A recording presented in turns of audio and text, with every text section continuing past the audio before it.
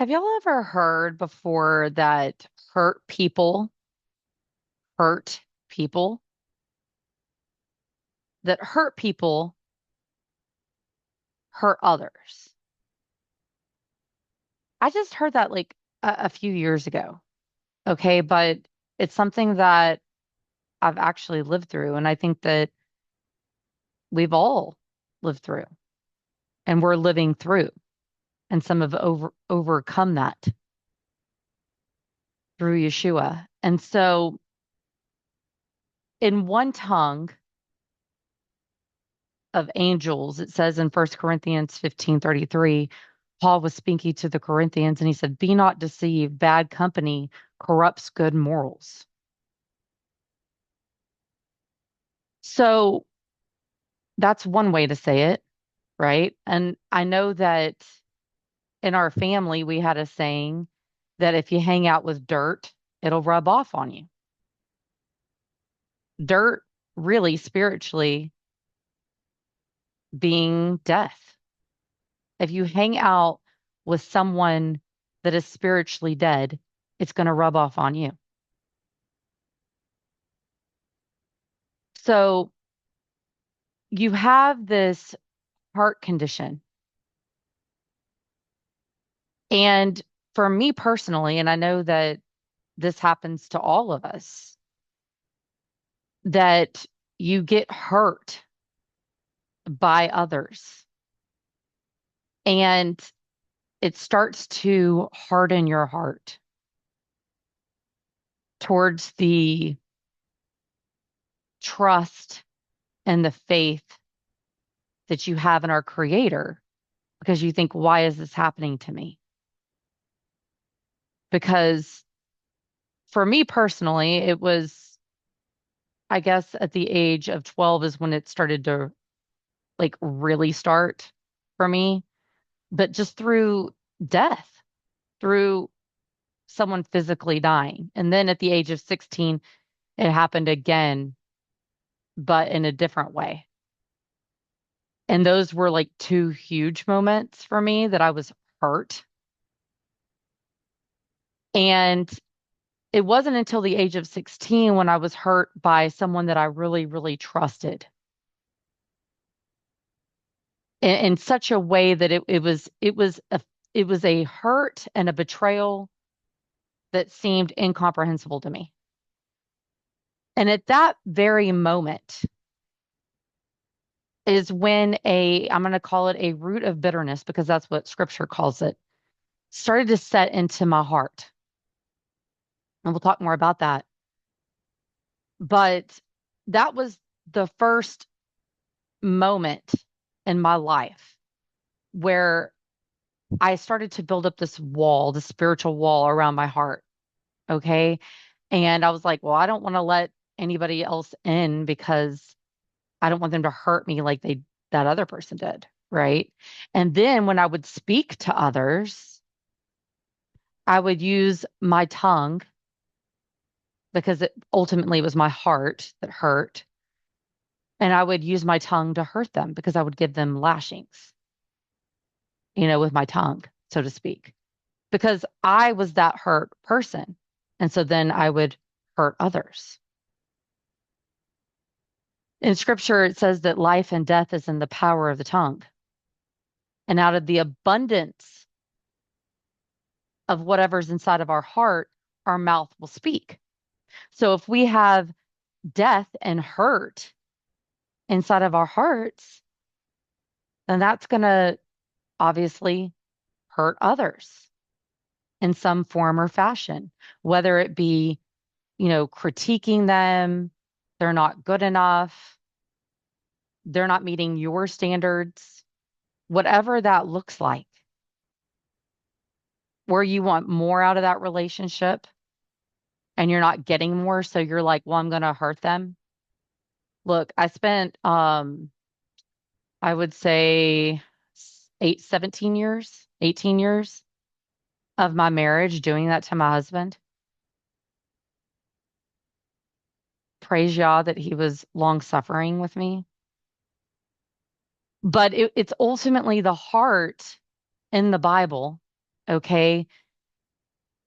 It is our soil. That is the soil.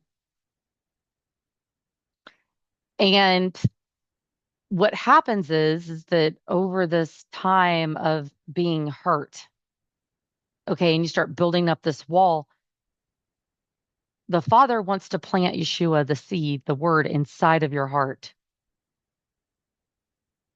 But the soil has to be made soft enough and surrendered enough and ready enough to receive that word, or else it's like just trying to put it in stone because we all have, you know, I say all have, but if you're around, my age, then you've experienced enough hurt from others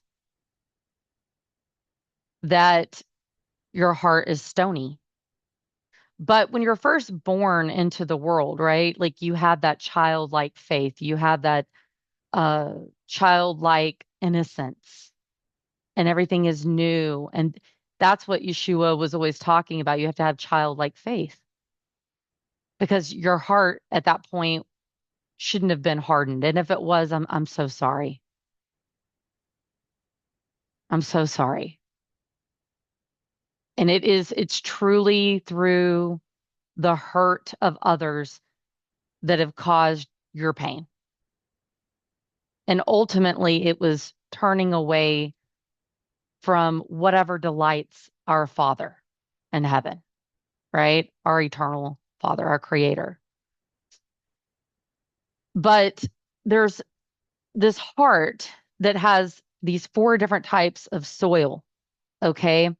And you can read all about this in the Synoptic Gospels, but basically, you have one that where the soil, there's not even soil, it's just a pathway, right? And the seed falls onto this path and the birds hurry up and come and eat it. Well, there's really, and this is a whole nother topic, spiritual topic, but about birds, but a lot of the birds are unclean, okay? Like spiritually speaking, not, like in the carnal. But I'm talking about like spiritually speaking, birds are seen as like unclean except for like the dove, pretty much. But so the birds are these like demonic forces, and they come and they snatch up the seeds because Satan doesn't want that seed of Yeshua to be implanted into your soil, into your heart. So then there's another type, and it sprouts really quickly, and that's the rocky ground. Okay, this is the one that it sprouts pretty quickly, but it withers because there's no root in it. There's no faith. So the sun comes up, it just withers right away. Then also there's the thorns, the one with the thorns, and they choke out the seed. And part of my testimony is that I was a thorn. I was a Pharisee. But it can also come in the way of even whatever the fleshly desires are. That can also be a thorn. Like if your fleshly desires are stronger, in the world, then those deceitfulness of riches in the world can also choke out a seed. But it can also be spiritually the deceitfulness of riches, thinking that you've already found the way and you're on the narrow path. And so you're like, I found all truth. What are you going to tell me? There's nothing more I need to know. And so you're deceived by those riches, and thus you become a Pharisee, like I was. So that's the thorns, and they come and they choke out that seed. Then there's also the good soil. Okay, well, that is the one and only soil that has a fruitful, plentiful crop that produces fruit. Here's the thing, there's a process to get to that good soil. Okay, so that good soil, okay, I'm going to put it to you this way. When the seed was first implanted into my heart, it was there and it never grew. It was like it just fell there and it just stayed there for a long time because I had all this hurt inside of me, right? But at the right time, because I kept saying yes to the Father, like if the Father would convict me of something and I would say yes, that seed then began to grow. And it kept growing and growing. And I'm thankful it did. It was all glory to the Father to allow that to happen because he was the one that provided the increase for it to happen. Basically, someone would just come along and water it, and then another person would come along and water it, but it would never truly, you know, sprout to fruitfulness. But then going through all the different trials in my life and the chastenings in my life, and ultimately going through what it's good because everybody's life is going to look different. Everybody has a different thumbprint of our creator on them because everybody is unique. But for me, what happened was I went through all these different evil nets. Some may not have to do that, right? Like it says that the Father has mercy on whom he has mercy. Well, praise Yah for that.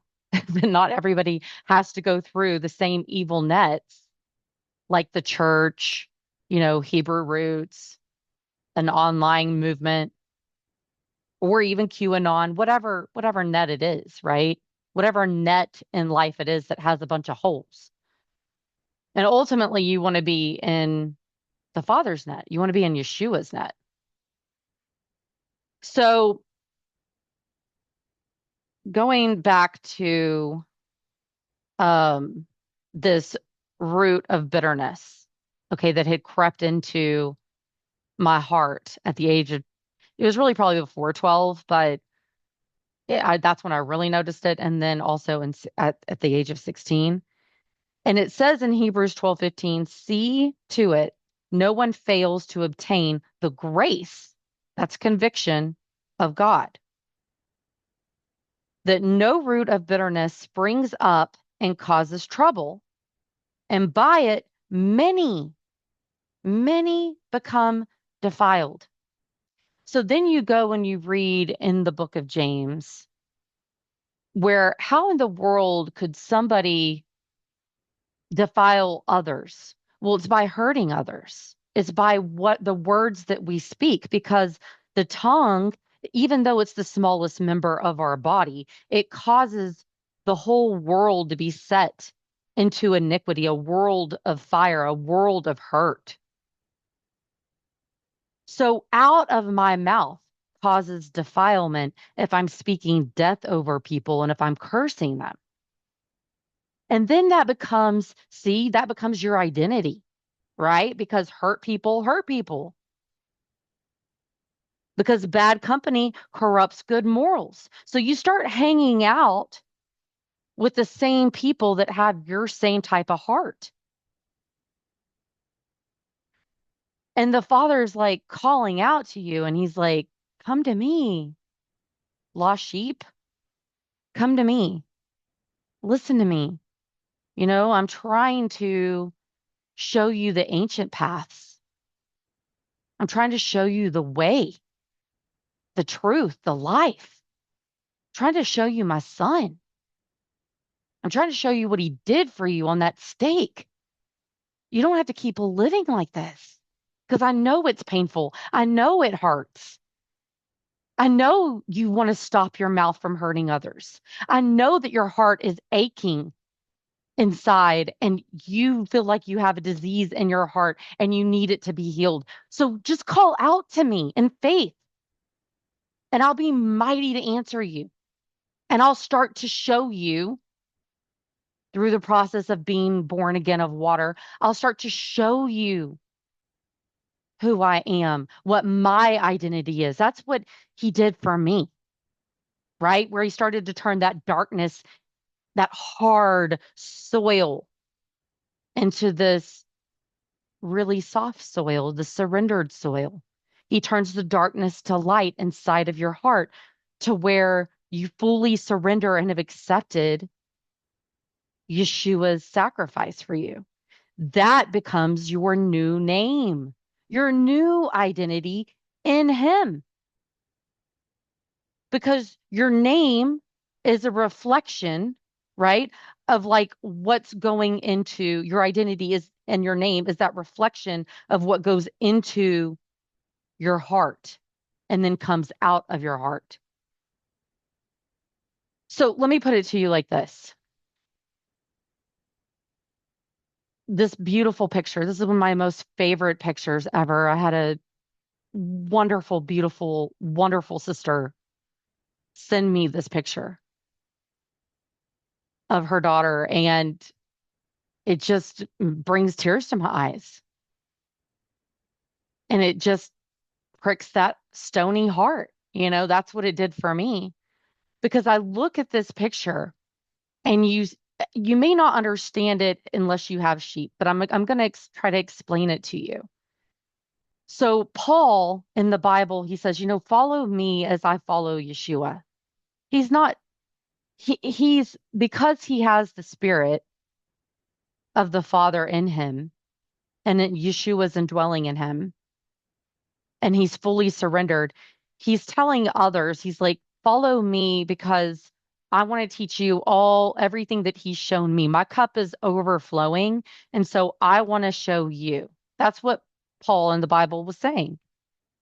So we all are a part, and this is pretty cool that they call it a flock, right? Like it's a flock of sheep. And we can be a flock in the world, and that's going to ultimately lead to destruction. Not only destruction of those around us, but inwardly, right? Self-destruction. Because if you're a part of the world, you're at enmity with the Father. So, so basically, you can be in all these different types of flocks or these different types of nets. And he tells us in Jeremiah 6, he says, look, you need to call out for those ancient paths, the ancient way. That is the narrow path that leads to righteousness by faith, right? And what Yeshua has done for you. And then you follow him and you walk as he walked. And it's going to be hard. But what's amazing is that he's always right there, because he's the one that through faith, even though you don't see him, he's leading this one particular flock on this narrow path. And if you notice on the left, it's this vast land, right? And on the right, it's this vast land. Even Second Esdras talks about this. One side is like fire, and then the other side is water, deep abyss. And he says, don't go to the left, don't go to the right. It's super narrow, super narrow. And you're basically like in this flock that's really Yeshua's flock. And it's amazing because at the top of that flock, okay, is this 9 times out of 10, it's an elder sheep. It's usually a female. And she leads all the rest of the flock to water. Water. She leads them to water. Life-giving water. Life-giving water. So it will flow out of your belly. So you will have so much, just like Paul, you'll have so much, your cup runs over. And so you have so much to give because you're so full of him. So she leads to the water. And then if she ever sees any danger, anything, this elder sheep, the mama sheep that's leading her little flock, if she ever sees any danger, then she makes sure that she sends out the alert and they all run back to safety. For us in our little pasture, it's our hutch where our lambs are and their pen. And they all run back to their pen and near their hutch. And they do it often around here because we have some people that like to rev up their engines and it scares them. It scares the sheep. But that one mama sheep, she's leading by faith. She knows the way because she hears her shepherd's voice. Are you one of those elder mama sheep? I pray it be so. I pray it be so because it even talks about in Daniel 12, where in the end times, there will be those that lead many to righteousness. And they'll show them that ancient path because they've tasted it and they know it. So praise Yah that his flock, that there is freedom in his flock. He has set free his flock. Praise Yah that he sent Yeshua to do that for us. And all we have to do is have faith enough to follow him, to listen to our good shepherd's voice. He laid down, his life for us, that agape love, that brotherly love, that perfect love. And he only asks for us to say yes, that we will follow him and have faith. So we do that and we get to know him. So then he can eventually indwell inside of us when not just the outside of the cup is clean, because it won't ever be, but when the inward man is ready to receive him fully.